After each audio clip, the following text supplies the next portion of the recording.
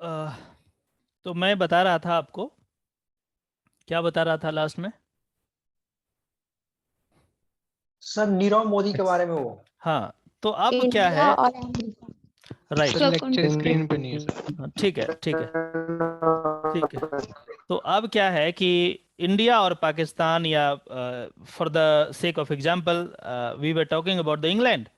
तो अब इंडिया और इंग्लैंड के बीच के जो अधिकारी हैं, गवर्नमेंट जो है, वो बेसिकली क्या कर रहा है, एक कॉन्ट्रैक्ट साइन कर रहा है और कह रहा है कि हमारे टेरिटोरियल जुरिस्डिक्शन में जो कोई ऑफेंस किया है और आपके कंट्री में जाकर के छिप गया है, तो जाहिर सी बात है वहां पे उसको इसलिए कुछ नहीं होगा क्योंकि इंग्लैंड के धरती पे उसने कोई ऐसा ऑफेंस नहीं किया, लेकिन हमारे कंट्री में किया, इंडिया में किया। तो ऐसा व्यक्ति जो छुप गया है जाकर के, मैं ये कॉन्ट्रैक्ट के जरिए हम दोनों क्या करेंगे, वैसे व्यक्ति को आप क्या करेंगे, आप बाहर, मतलब मुझे इंडिया में वापस भेज देंगे। तो उसमें फिर दोबारा ये कहता है कि भाई इंडिया वाला को आप वापस भेजेंगे तो हमारे कंट्री, मतलब इंग्लैंड वाला अब ये बोल रहा है कि इंग्लैंड में जो ऑफेंस किया है और छुप गया आकर के इंडिया में, तो आप भी मुझे वापस भेज देना। तो इस तरीके का जो ट्रीटी होता है, इस तरीके का जो कॉन्ट्रैक्ट होता है, उसी को हम एक्स्ट्राडिशन ट्रीटी के नाम से जानते हैं। बहुत आपने सुना होगा न्यूज़पेपर वगैरह में कि एक्स्ट्राडिशन ट्रीटी नहीं हो पाया जी, तभी नीरव मोदी और ये सब बाहर ही है। तो भैया क्या कर रहे हो, गवर्नमेंट आपकी है, गवर्नमेंट से बात करो, एक्स्ट्राडिशन करो। चलो पॉलिटिकली हम इसमें इन्वॉल्व नहीं होंगे। अब हम बात करते हैं, थोड़ा सा ये आएगा ना एग्जाम में, लेकिन समझने के लिए ज़रूरी है, ठीक है, इसलिए मैं 2-4 मिनट इस पे भी देता हूं, ताकि फिर बाद में पता नहीं कौन बताएगा आपको, आई डोंट नो। यूजुअली क्या करते हैं कंट्रीज जो हैं, वो एक्स्ट्राडिशन ट्रीटी से बचते हैं, नहीं करना चाहते। उसके पीछे क्या रीजन हो सकता है, कोई बता सकते हैं? कैन यू टेल नहीं मी? सर।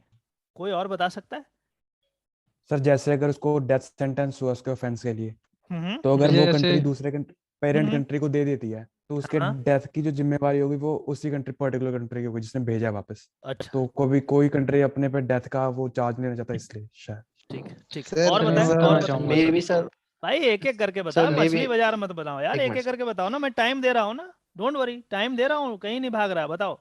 सर मैं बता रहा हूँ हाँ सर। हिमांशु यादव बताइए। एक जी सर, अभी हाल ही में सर एक गुप्ता फैमिली है सर, वो साउथ अफ्रीका से वो मतलब कि वहाँ का बहुत बड़ा मतलब कि धन लूट के क्या मतलब वो वहाँ पे बैंक करप्ट हो गया सर, वहाँ से मतलब बहुत, जैसे नीरव मोदी भागा है वहाँ से हम्म सर, वैसे ही वो वहाँ वहाँ से भाग के इंडिया आए हुए हैं। हम्म और उनकी वजह से जो वहाँ पे लीडर था, जो प्रेसिडेंट था, उसने भी सुसाइड कर लिया। हम्म हम्म हम्म तो सर वहां से वो बहुत बड़ा धन लेके आए यहाँ पे। हम्म तो हम्म यहाँ पे उन्होंने किसी मंदिर में सर बहुत सोना वोना दान कर दिया। हम्म तो सर उसकी उसकी वजह से तो हमारी इकोनॉमी को फायदा हुआ है। हम्म हम्म हम्म हम्म तो हम्म सरकार ये चाहती है कि लोग अगर दूसरे देश से ऐसे करके आ रहे हैं तो हमारा फायदा है इसमें, जिस देश में जा रहे हैं वो। सर हम्म। इसीलिए वो मतलब ये नहीं करना चाहते। ठीक है ठीक है ठीक है। और कोई चीज, कोई और रीजन कोई सर बता बहुत सकता है? सारे देश। हम्म सर सर बहुत मैं सारे बताऊं। देश जैसे सर ब्रिटेन वगैरह देश सर, उसमें हम श्योर नहीं है नाम। हम्म उस सब में क्या होता है सर कि जैसे कुछ पैसा देते हैं और पैसा देने के बाद वहां का मतलब कि सिटीजन घोषित कर दिया जाता है, तो पैसा से उसका फायदा होता है ना सर। इसी हम्म कारण से अगर भेज देगा तो फिर उसका पैसा का नुकसान भी हो सकता है। हम्म इसी कारण शायद नहीं भेजते होंगे। हम्म। टेररिज्म भी हो सकता है। टेररिज्म कैसे कृतिका, हाउ, कैसे मतलब? ठीक है, यदि वो, अगर अगर पाकिस्तान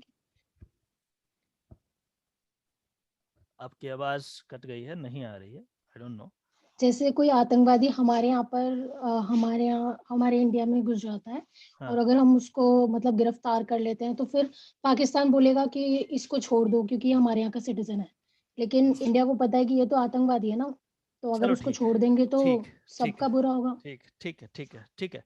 देखिए, आ, सर बताइए बताइए, आपकी आवाज क्लियर नहीं है, छोड़िए। Person may be. May be आप लोगों का इंटरनेट आई गेस स्टेबल नहीं है, एनीवे। सर मैं बताता हूँ सर। हाँ बताइए। सर मे भी उनका इंटरनेशनली लेवल पे मतलब उनका अच्छा बना रहे कि वो क्या कहते हैं उसको, करप्ट को मतलब पनाह दे रहे हैं, ऐसा करके कुछ हो, ओके, ठीक है, इंटरनेशनल लेवल पे वो ना चलिए बदनाम हो। कोई बात नहीं, हम तमाम चीजों के बारे में बात करेंगे। इसके पीछे 50 सर रीजंस हो सकते हैं। हाँ प्रतीक्षा बताइए, प्लीज टेल मी। सर उसकी इमेज जो वो है स्टेट कंट्री, उसकी इमेज पे भी इफेक्ट हो सकता है। कैसे कैसे इमेज पे कैसे, हाउ? क्योंकि अगर वो किसी करप्ट या किसी क्रिमिनल को अपने कंट्री में वो देंगे जगह, तो जो बाकी के जो सिटीजन्स हैं या फिर जो दूसरी कंट्रीज है, वो उसके बारे में ज्यादातर यही सोचेंगे कि ये ज्यादातर क्रिमिनल्स या बाकी जो करप्ट वगैरह होते हैं या जो गलत काम करके लोग ज्यादातर उसी देश में जाते हैं, उसके इमेज पे पूरा इफेक्ट जाएगा। सर का क्वेश्चन ये नहीं था। एक मिनट, कोई बात नहीं, आंसर ही गलत है। कोई बात नहीं, बोलने दो उसको, कोई बात नहीं, ठीक है, कोई इशू नहीं।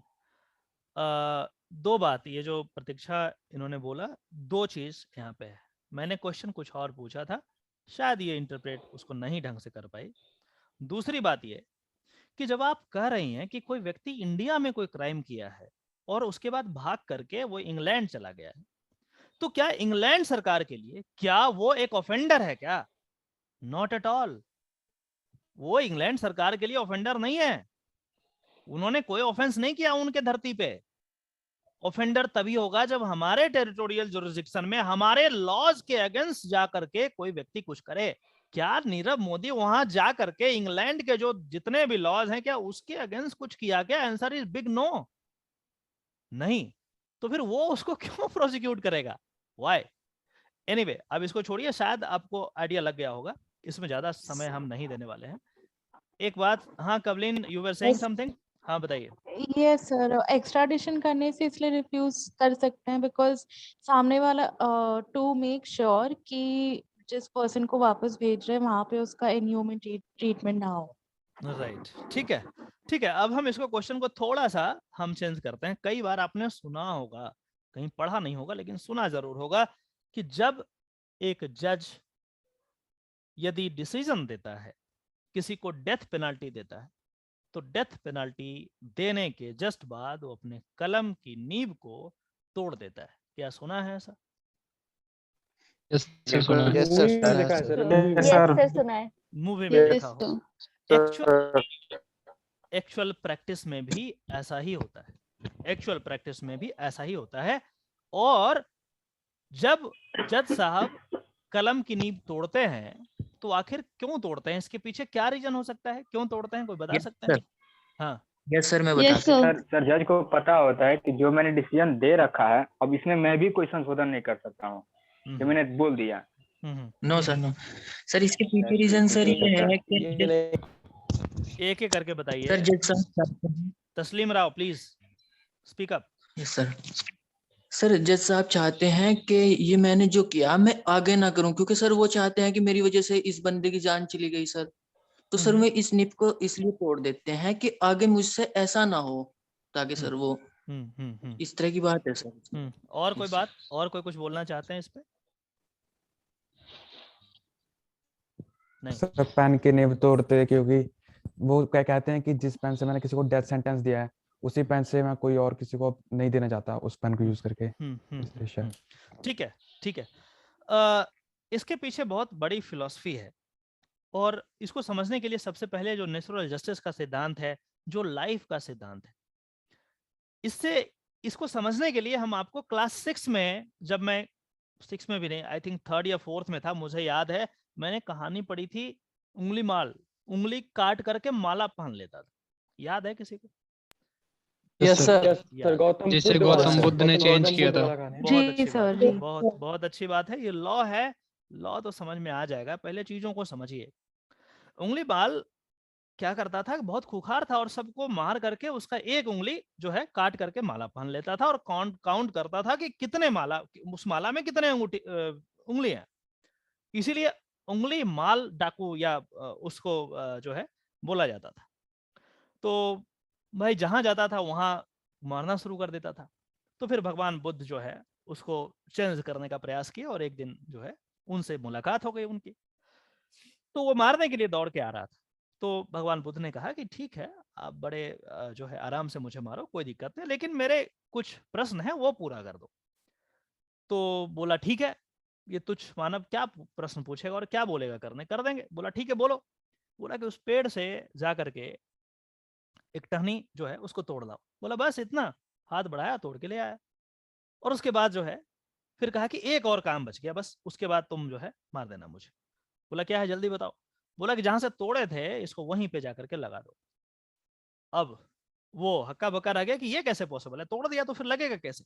तब जाकर के उन्होंने समझाया कि देखो, जब तुम उसको जिंदा नहीं कर सकते तो फिर क्यों तुम उसे मार दिए। जब लोगों को तुम जिंदा नहीं कर सकते तो मारा क्यों। यदि तुम्हारे पास जिंदा करने की काबिलियत होती तो मारते, फिर भी बात समझ में आता।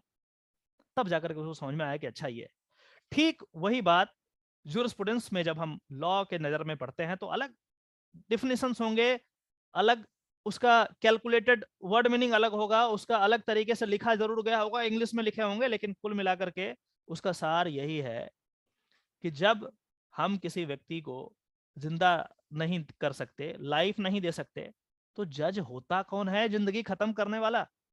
जज कुछ नहीं करेगा, जज उसे मारेगा नहीं, फांसी नहीं लगाएगा, जज उसे गोली बंदूक नहीं मार रहा है। लेकिन जज का ये जो कलम है वो इतना पावरफुल है कि एक बार साइन कर दिया तो जल्लाद उसे अगले दिन या 2-4-10 दिन में खत्म कर देगा। तो जज साहब अपने आप को कोसते हैं कि मैं इस व्यक्ति का लाइफ, जो मैं इसे जिंदा नहीं कर सकता, ये मेरे हाथ में नहीं है, इसीलिए ये तो भगवान का मर्जी है, वो तो वही अल्लाह ताला करते हैं ऊपर से, मैं थोड़ी ना कर सकता हूँ किसी को जिंदा और किसी का लाइफ नहीं दे सकता। लेकिन मेरी ये जो कलम, मनहूस कलम, लॉ को फॉलो करते करते इसका जिंदगी खत्म कर रही है। यहीं से एक और कंसेप्ट डेवलप होता है। जब मैं यहां तक आ ही गया हूं तब एक और बात हम आपको बता दें। कहते हैं कि धरती पे भगवान के बाद दूसरा भगवान डॉक्टर का होता है।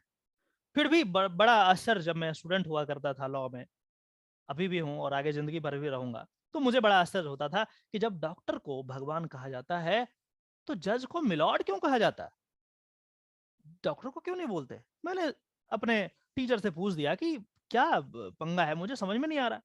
कहने को बोलते हैं कि भाई डॉक्टर साहब भगवान है, भगवान के बाद दूसरा रूप हाथ जोड़ दो। और कोर्ट में जाते हैं, न्यूज़पेपर पढ़ रहे हैं तो माय लॉर्ड बोलते हैं जज को। ये तो बड़ा अन्याय हो रहा है डॉक्टरों के साथ। उस टू बी वेरी फ्रैंक, उस शिक्षक के पास इसका कोई सेटिस्फैक्टरी जवाब नहीं था और मैंने भी कोई कैलकुलेट करके नहीं पूछा था। लेकिन बाद में जब मैंने जूरिस्प्रूडेंस पढ़ा और रिसर्च किया तब यहाँ पे पता चला यही चीज कि जो मृत्यु देने का जो पावर होता है वो जज के पास है। वो जज किसी को भी, कितना भी हेल्दी व्यक्ति रहे, स्वस्थ रहे, उसको एक झटके में खत्म कर सकता है, ये कलम के जरिए।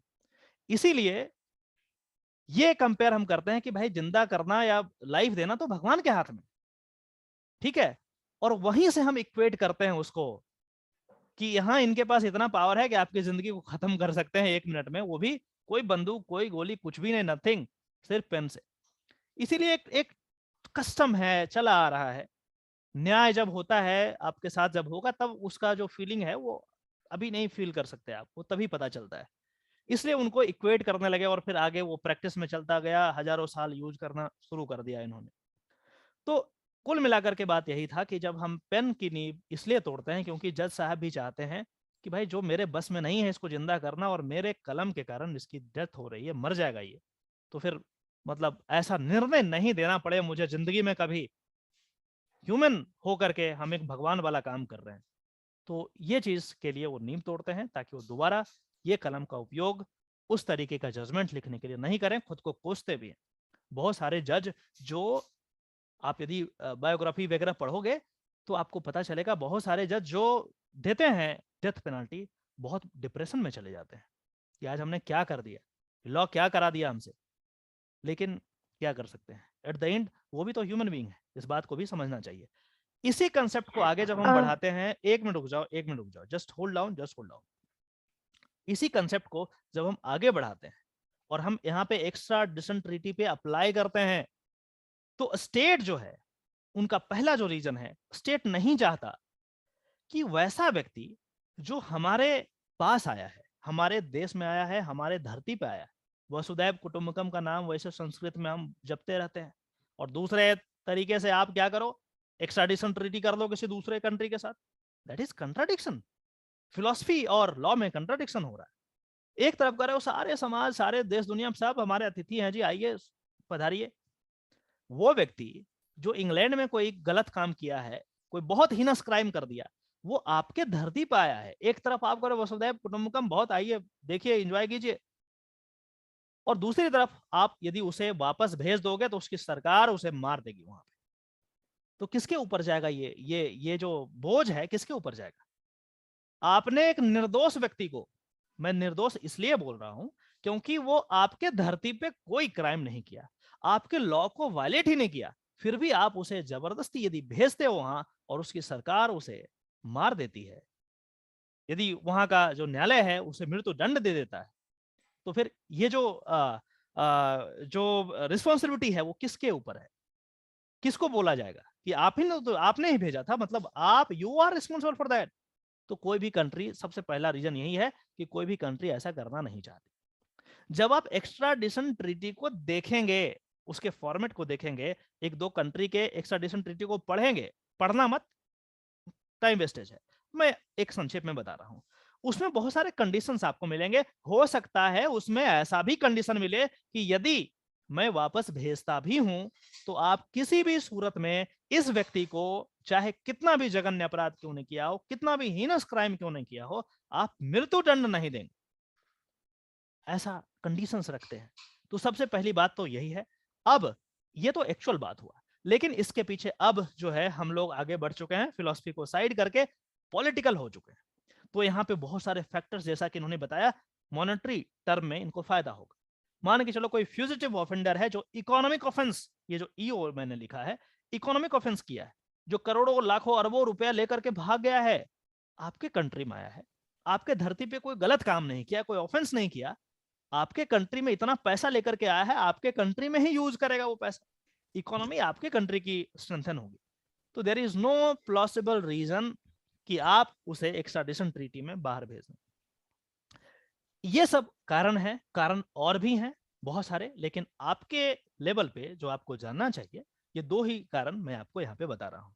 अब जो क्वेश्चन पूछ रहे थे जो लड़की, मैं नाम नहीं देख पाया था, आप क्वेश्चन पूछ सकते हैं, पूछिए। सर इन केसेस जहाँ मतलब सपोज निर्भया रेप केस पे अगर ले लेते हैं, एस्टैब्लिश्ड है कि जिसको कैपिटल पनिशमेंट दे रहे हैं वो मतलब इन सच केसेस भी गिल्ट फील हो सकता है क्या जज को? यस, गिल्ट फील होता ही है। देखो, गिल्ट फील होता ही है, उसका कारण मैंने आपको बताया कि जब आप लाइफ नहीं दे सकते तो आपके कलम से उसकी डेथ हो रही है, आपके कलम से उसकी डेथ हो रही है। यदि आप जज नहीं होते और उसको मार देते तो आप पे प्रोसिक्यूशन चलता, आपको जेल भेज दिया जाता। तो दूसरा व्यक्ति चाहे कोई और भी रहे, यदि वो किसी को मार दे रहा है तो वो जेल में जाएगा, उसका आजीवन कारावास है, और हो सकता है उसको भी फांसी की सजा मिल जाए। लेकिन आपके कलम के कारण उस व्यक्ति का मौत हो रहा है और आप आराम से कैसे रह सकते हैं? तो मेंटली तो टॉर्चर थोड़ा सा होता है, but we all are professional. तो जो है जज भी उसी तरीके से ट्रेन होते हैं कि उनको नहीं पड़े, लेकिन ऑब्वियसली ह्यूमन बीइंग तो होते हैं, तो उस तरीके से वो चीजें हो जाती है। ये बात समझ में आई, ये कंसेप्ट क्लियर हुआ या नहीं, ये बताइए पहले। सर हाँ जी बताइए। सर, अगर फाइनेंशियल केसेस में देखा जाए तब तो सर स्टेट को फायदा है किसी भी कंट्री को कि कोई दूसरा व्यक्ति वहां से कुछ भी इकोनॉमी को बूस्ट करने के लिए यहाँ पे आ रहा है। लेकिन सर अगर क्रिमिनल केसेस में देखा जाए, जैसे मान लीजिए कोई सीरियल किलर है या सीरियल रेपिस्ट है, तो अगर वो हमारी कंट्री में आ रहा है तो हम उसे कैसे यहाँ पे सिटीजनशिप या फिर कुछ भी प्रोवाइड करा सकते हैं सर? ये तो हमारे लिए भी खतरा हो गया ना सर? बिल्कुल बिल्कुल हो सकता है। तो sir it may be possible कि हमारे कंट्री में भी वो किसी को हार्म करे। राइट राइट, हो सकता है, बिल्कुल हो सकता है। इसीलिए तो एक्स्ट्राडिशन ट्रीटी का नाम भी है, अदरवाइज ये टर्म ही नहीं होता इंटरनेशनल लॉ में, ये टर्म होता ही नहीं। इसीलिए एक्स्ट्राडिशन ट्रीटी की गई है कि इन केस ऑफ अर्जेंसी, ऐसा सिचुएशन आ जाए जहां पे जरूरी है, in the interest of justice for the global world, तो उस सिचुएशन में आप चाहें तो दो देशों के बीच में कुछ ऐसा ट्रीटी कर सकते हैं, कंडीशंस आप खुद निर्धारित करें, और उसके अकॉर्डिंग आप कर सकते हैं, इसीलिए तो एक्स्ट्राडिशन ट्रीटी एग्जिस्टेंस में है। लेकिन प्रॉब्लम अब इसके साथ यह है कि एक्स्ट्राडिशन ट्रीटी क्या है, दो देशों के बीच में है, यूनिवर्सल हो नहीं सकता। तो क्या है, अब गिनती करके जितने भी 150 200 जितने देश हैं सबसे एक्स्ट्राडिशन ट्रीटी कीजिए, उनका 50 तरीके कंडीशन, आपका 50 तरीके कंडीशन, कभी मैच होता नहीं है और वैसे ही कागज धरा का धरा रह जाता है। गवर्नमेंट को और काम है, वो ऐसा रखा रह जाता है। इसीलिए एक्स्ट्राडिशन ट्रीटी मुश्किल होता है, हमारे कंट्री में भी मुश्किल है। और इसीलिए जो रीजन है कि हम जब वापस नहीं, इतने करोड़ों अरबों रुपए का चपत करने के बाद भी चाहे नीरव मोदी हो या कोई और हो, उनको लाना मुश्किल यदि हो रहा है तो उसके पीछे यही रीजन है। एक रीजन ये है, दूसरा पॉलिटिकल विल। अब सरकार ही नहीं चाहती, क्योंकि हो सकता है सरकार को वो लाखों अरबों रुपया फंडिंग कर दे, बोले अगले इलेक्शन में आपका पूरा इलेक्शन का खर्चा हम उठाएंगे। क्यों लाएगा कोई गवर्नमेंट यार, क्यों लाएगा, क्या फर्क पड़ता है उनको, ये चीज है। बट उसको छोड़िए, हम पॉलिटिकल साइंस यहाँ नहीं पढ़ रहे हैं, हम only to the extent of law we are going to discuss everything. हाँ बताइए सर। तो ये चीज सर लेजिस्लेचर से हटा के जुडिशरी को क्यों नहीं दे देते हैं? क्यों सर ये जुडिशरी करेगा तो ज्यादा अच्छे से करेगा। क्यों करेगा ऐसा? जुडिशरी का ये काम ये नहीं है आप ना। बोल रहे हैं, ये आप बोल रहे हैं, लेकिन संविधान बनाने वालों ने ऐसा नहीं कहा। संविधान बनाने वालों ने ये कहा कि भाई लॉ पार्लियामेंट ही बनाएगा, जुडिशरी सब कुछ काम करना लगे तो क्या लगता है आपको जुडिशरी बहुत व्हाइट वॉश है क्या? यदि जुडिशरी ही सब काम करना, नहीं, मैं क्यों करेगा? इंटरनेशनल ट्रीटी कौन करता है? हेड ऑफ द स्टेट करता है। क्या judiciary head of the state है? संविधान ऐसा नहीं कहता। बहुत सारी टेक्निकल चीजें हैं लॉ में। संविधान कहता है हेड ऑफ द स्टेट जो है प्रेसिडेंट के नाम से होगा, सील ऑफ प्रेसिडेंट होना चाहिए। तो जुडिशरी कैसे कर लेगा? यदि ऐसा करता है तो मतलब क्या हुआ, जुडिशरी अपने पावर को एक्सीड करके एग्जीक्यूटिव का पावर जो है स्नैच कर रहा है, जो कि फेडरल स्ट्रक्चर के अगेंस्ट है। बहुत सारे लोचे हैं इसमें, इसीलिए हमें संविधान को फॉलो करना पड़ता है। हम हो, आप हो, जुडिशरी हो, लेजिस्लेचर हो, एग्जीक्यूटिव हो, फर्क नहीं पड़ता, हर किसी को अपने दायरे में रह करके काम करना होता है। इसीलिए हाँ, ये बात अलग है, आप इसलिए शायद बोल रहे हैं क्योंकि जुडिशरी पे आपका, हमारा, बाकियों का, इस देश के तमाम नागरिकों का ट्रस्ट ज्यादा है, क्योंकि वो न्याय करता है, इसलिए आपको ऐसा फील हो रहा है। होना चाहिए, लेकिन यदि ऐसा होता है तब भी हम फिर से वो बात मैं दोहराता हूं, power corrupts and absolute power corrupts absolutely, चाहे जुडिशरी रहे या एग्जीक्यूटिव रहे या आर्म फोर्सेस रहे, कोई और रहे। अभी हमने देखा माननीय chief justice of India Ranjan Gogoi साहब ने, उनके ऊपर इल्जामात लगाए गए, वो सही था गलत था उसको छोड़ दीजिए, हम उस पर बात नहीं कर रहे हैं, क्योंकि matter has been settled by the Supreme Court कि हाँ जी ऐसा नहीं हुआ, तो हम मान लेते नहीं हुआ, फॉर व्हाटसोएवर रीजन खत्म करो उसको। लेकिन जब ये पहली कमेटी बनी थी उसमें चीफ जस्टिस ऑफ इंडिया को नहीं होना चाहिए था। क्यों नहीं होना चाहिए था? क्योंकि हमने इसी चैप्टर में, मैंने आपको प्रिंसिपल ऑफ नेचुरल जस्टिस बताया था पहले ही क्लास में, जब हम प्रिंसिपल्स ऑफ जस्टिस की बात कर रहे थे, तब हमने प्रिंसिपल ऑफ नेचुरल जस्टिस के बारे में बताया था कि नो वन शुड बी जज इन हिज ओन कॉज। तो वो कैसे रह गए उसमें, वो क्या किए नहीं किए, हम उस पर डिस्प्यूट नहीं कर रहे हैं। माननीय सुप्रीम कोर्ट ऑफ इंडिया ने ये कह दिया कि ये इस पूरे कांड में लिप्त नहीं थे, इन्होंने ऐसा कुछ नहीं किया, हम मानते हैं उनको, दैट्स ऑल। हमारा फेथ है जुडिशरी पे, हम मानते हैं इन्होंने ऐसा नहीं किया। लेकिन उस बात पे हर वो व्यक्ति जो लॉ से ताल्लुकात रखता है वो क्वेश्चन जरूर करेगा, वो भी तब जब वो प्रिंसिपल ऑफ नेचुरल जस्टिस का चैप्टर पढ़ रहा होगा, तब जरूर उसके दिमाग में क्वेश्चन आएगा। और नहीं तो टीचर का भी धर्म है वो बात बताए उसको कि ये चीज गलत हुआ था, कि वो अपने ही केस को डील करने के लिए खुद ही सीजेआई वाले कमेटी में बैठ गए। To that extent that was not acceptable. तो मैं वही समझाने का प्रयास कर रहा हूं, आप ऐसा मत समझिए कि जुडिशरी जो है हमेशा अच्छा ही काम करता, नॉट एट ऑल। बहुत सारी चीजें हैं, मैं आपको धीरे धीरे प्रैक्टिकल जो है वो चीजें बताता रहूंगा। तो ये चीज आपका हो गया। आगे बढ़ते हैं, हम बात करते हैं प्राइवेट इंटरनेशनल लॉ के बारे में, ठीक है। एक और बात, आप लोगों को यदि ऐसा लग रहा होगा कि पता नहीं सर तो सिर्फ एक्स्ट्राडिशन ट्रीटी करने में पूरी क्लास लगा दिए, भाई जिनको लग रहा होगा टेंशन मत लीजिए, जहाँ पे जरूरी होता है चीज़ों को समझाना वहाँ मैं समय देता हूँ, ठीक है। मुझे फर्क नहीं पड़ता कि 2 ही लाइन हम पढ़े आज या 1 ही लाइन पढ़े, उससे फर्क नहीं पड़ता। ये फर्क पड़ता है कि क्या चीज़ आपने सीखा। जब आप क्लास करके जाएंगे तो आपको फील होना चाहिए कि जो 1 घंटा आपने दिया यहाँ पे वो फ्रूटफुल था या नहीं था, ठीक है। बाकी तो हम जितना भी क्लास हो हम कराएंगे तो जरूर पूरा। अब हम प्राइवेट इंटरनेशनल लॉ की बात यदि हम करें तो कहता है कि it means those rules and principles according to which the cases having foreign elements are decided. For example, इससे पहले मैं आपको माहौल बना दूं, इसमें प्राइवेट इंटरनेशनल लॉ में हमने यहाँ पे कहा था कि एक कंट्री का, जैसे इंडिया है, इंडिया में कोई व्यक्ति रह रहा है, मान के चलो ए, ये पाकिस्तान है, इसमें कोई व्यक्ति रह रहा है बी, तो बोल रहा है कि ए और बी के बीच में मान के चलो कोई बिजनेस ट्रांजेक्शन हुआ, कोई कारोबार हो रहा है, कोई ट्रेड हो रहा है। सर ये जो आपकी स्क्रीन है ना सर, ये शिफ्ट कर लीजिए सर, ये दिखाई नहीं दे रही सर, आपका फेस दिखाई दे रहा है, वो स्क्रीन नहीं दिखाई दे रही सर, वो बहुत छोटी है सर। क्या सारे लोगों को ऐसा ही हो रहा है? नहीं सर, परफेक्ट है वो, आपका स्क्रीन कॉर्नर में है। ठीक आ रहा है सर।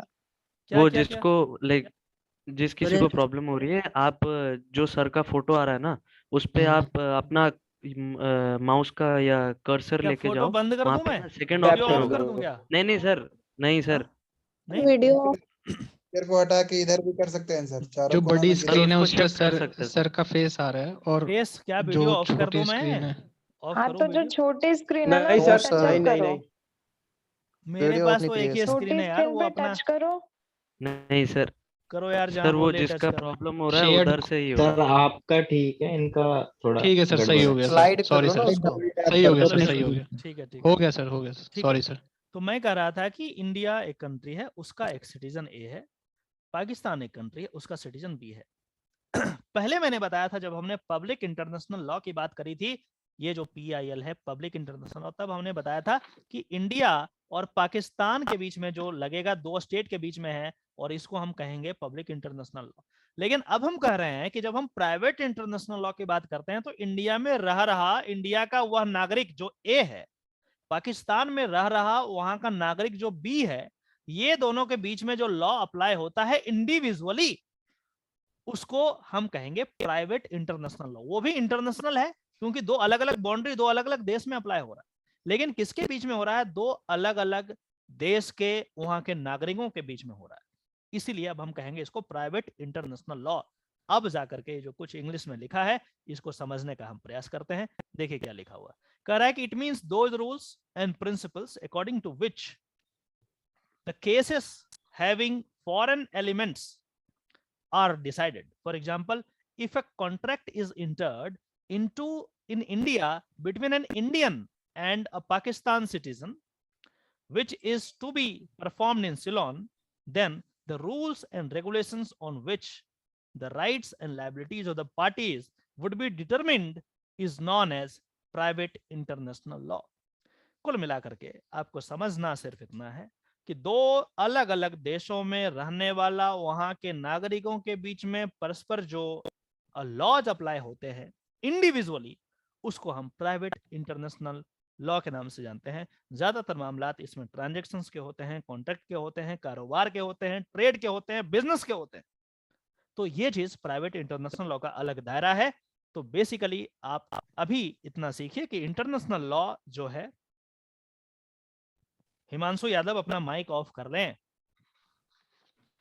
माइक ऑफ कीजिए। यहां समझने वाली बात यह है अभी तक कुल मिलाकर के कि इंटरनेशनल लॉ एक ऐसा लॉ है जो दो देशों के बीच में अप्लाई होता है, पूरे वर्ल्ड में जितने भी कंट्रीज हैं उन पे अप्लाई होता है। अब हम उसी को कैटेगराइज कर दिए पब्लिक इंटरनेशनल लॉ में, जिसमें हमने कहा कि दो अलग अलग सॉवरेन स्टेट के बीच में अप्लाई हो रहा है। फिर फर्दर उसको यदि हम कैटेगराइज करें तो फिर कहते हैं प्राइवेट इंटरनेशनल लॉ, जिसमें हम कहते हैं कि दो अलग अलग देश के जो नागरिक हैं वो यदि कोई ट्रेड बिजनेस कॉमर्स में है, इंटरकोर्स में है, तो उस सिचुएशन में जो लॉ अप्लाई होता है दोनों इंडिविजुअल के बीच में जो अलग अलग कंट्री के हैं, तो वो चीज को हम कहते हैं प्राइवेट इंटरनेशनल लॉ।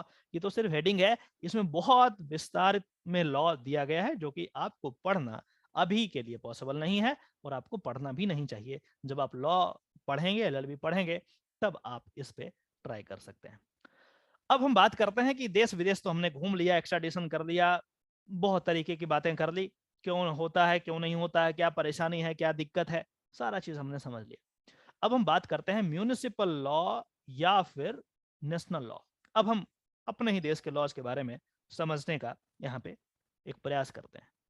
कहता है municipal law is that branch of law which is applied with in a state. With in a state जब भी बात की जा रही है तो ये वाला स्टेट झारखंड, बिहार, यूपी वाला स्टेट नहीं है। इट डिपिक्ट्स सॉवरन स्टेट्स, जो कि हम बात किया सॉवरन, सॉवरन का मीनिंग मैंने आपको समझा दिया है। तो वही कह रहा है कि municipal law is that branch of law which is applied with in a state with in the territorial jurisdiction of India. It can be divided into 2 classes. अब यहां भी कह दिया कि यहां भी हम 2 क्लास में डिवाइड कर दिए। एक पब्लिक लॉ की बात हमने कर दी और दूसरा प्राइवेट लॉ की बात हमने यहाँ पे कर दी। देखो एक यहाँ पे, देखो यहाँ पे पब्लिक लॉ की बात यहाँ पे कर दी और दूसरा एक यहाँ पे प्राइवेट लॉ की बात यहाँ पे कर दी। अब इसमें क्या अंतर है, इस बात को ध्यान से समझिएगा। ये वैसा नहीं है जैसा कि हम इंटरनेशनल लॉ में पढ़े। पब्लिक लॉ ये कहता है कि यदि स्टेट बना है तो जाहिर सी बात है वैसा लॉ जो स्टेट के अगेंस्ट अप्लाई होगा उसको हम पब्लिक लॉ यहाँ पे कह दिए। यदि कोई क्राइम होता है तो हम कहते हैं कि this is crime against the state या फिर this is an offence against the state. ऐसा हम इसलिए कहते हैं क्योंकि मैंने आपको बताया था कि स्टेट हमें प्रॉमिस किया है कि वो हमें प्रोटेक्ट करेगा ताकि हमारे ऊपर कोई इंजरी इन्फ्लिक्ट ना करे।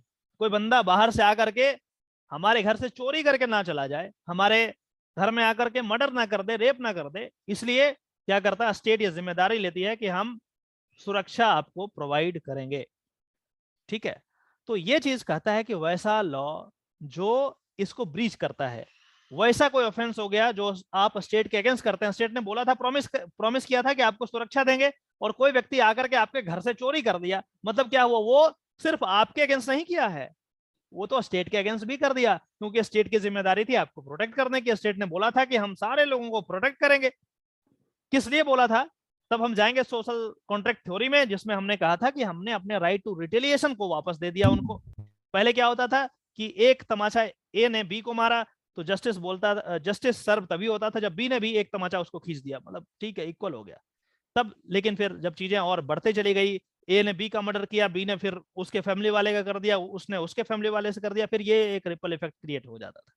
इसलिए हमने कहा कि देखो तुमको यदि कोई मार रहा है, कोई गाली दे रहा है, कोई रेप कर रहा है, कोई बंदूक से तुमको गोली मार रहा है, तो तुम कुछ मत करो, उसे दोबारा मत मारो, तुम स्टेट के पास जाओ।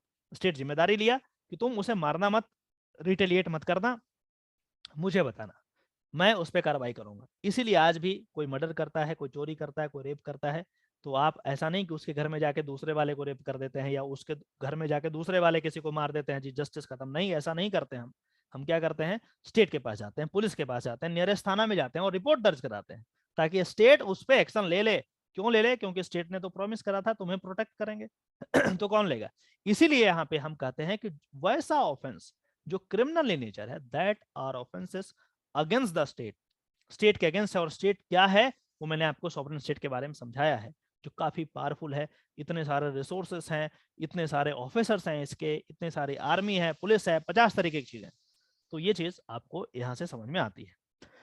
तो ये जो पब्लिक लॉ कहता है, it regulates the organisation and functioning of the state and determines the relation of the state with its subject. It may be divided into 3 classes. अब अलग अलग चीज यहाँ पे बता रहा है, constitutional law, administrative law, criminal law. हमने जो अभी बताया वो क्रिमिनल लॉ के हिसाब से बताया ताकि चीजें आपको क्लियर हो जाए कि क्या होता है पब्लिक लॉ। तो पब्लिक लॉ मतलब ऐसा चीज जो सोसाइटी में एक रिपल इफेक्ट क्रिएट करता है। जैसे एग्जांपल की हम बात करें, यदि कोई किसी का मर्डर हो जाता है, किसी का रेप हो जाता है, तो सिर्फ उसी घर में पता नहीं चलता, पूरे सोसाइटी जो है दहशत में आ जाता है, अरे यार उसका मर्डर हो गया आज, डर आ जाता है पूरे सोसाइटी में। इस तरीके का कोई ऑफेंस जो सोसाइटी में एक रिपल इफेक्ट क्रिएट कर रहा है, उनको डर बैठ जा रहा है, फियर साइकोसिस अंदर आ जा रहा है, वो क्या कर रहा है, सिर्फ एक इंडिविजुअल इससे ग्रसित नहीं है, सिर्फ एक इंडिविजुअल को ये इंपैक्ट नहीं किया है, ये तो पूरे सोसाइटी एज अ होल को इंपैक्ट कर दिया। तभी तो हम कहते हैं ये पब्लिक है, public, this is not personal law, this is not private.